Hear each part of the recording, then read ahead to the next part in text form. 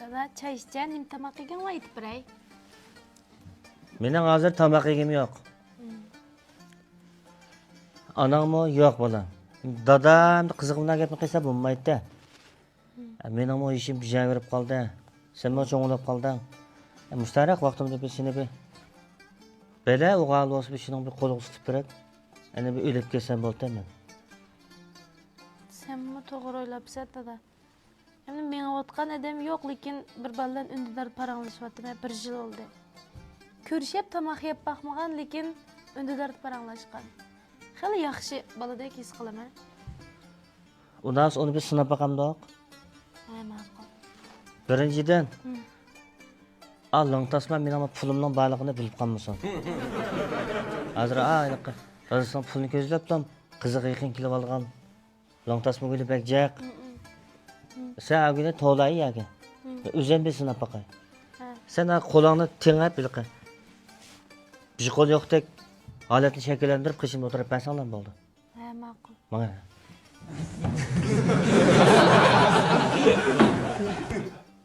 Salomat bo'lib, chiqliqmi, yaxshimi? Chiqliq. Chiqliq. Qanday kelib qaylab boqay? Salomat shu. Chat to'l tutganlar. Tonimizmi qizimni? Ha, to'naymi? 5 qo'lda to'naymichimi? Bunlar paranishgan 1 yil oldi emasmi deyman. To'namay qasholmaydi. Ay, nurg'un qizvalib tursam jamiyatda. Ashunchalar qizvalning ichida nima deb men qizimni yoqtirib qolding sen? Sizning qizlar axloqli tursa, sharmiy hayolliq. Hozir o'g'avliq shu bizga mushta yaxshi axloqli qiz bo'ldi lozim. O ko'chada qiz bola bak yilligar oldamchi ekan. Kishining bunda ming futuq qiznim kelsimi, endi bir bunda axloqli qiz oldamisi bo'lmasa bekon nol bu futuqlari.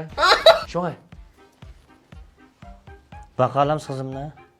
Menda qilib qo'yib durmochami pul yo'q. Baqalamiz qizimni. Ha, albatta tirishima baqalayman. Men sana bir gem deb qo'yay. Menda bir mochami pul yo'q. Men to'y qilib bo'lib, men taynab olaman deb ham xiyol qilma. Uning ustiga men qizimning bir qo'li yo'q. Mana. Tushundingmi? Hozir bo'lsa to'g'ri. Mergislik tayinlamayman. Men bir erkak. Mergiz namart emas. Mayli, qo'limmisimi? Mayli. Menga menga sodiq bo'lib, mening yenimdan ketmay. O'lgich bil yazsaq bo'ldi emasmi? Sizning qizingiz ko'chib chiqib olgan qizlardan ming yaxshi. Bu adash chizliqma yaxshimi, salomat edingmi? Adash men xotni oldiga ishlatdi. Ha? Birinchi turma. Sen uningda ensirmi deyman? Undarning salon o'zidagi yerga Kashishi xovshundi deb basan qarindoshlar sistemasi chiqadi.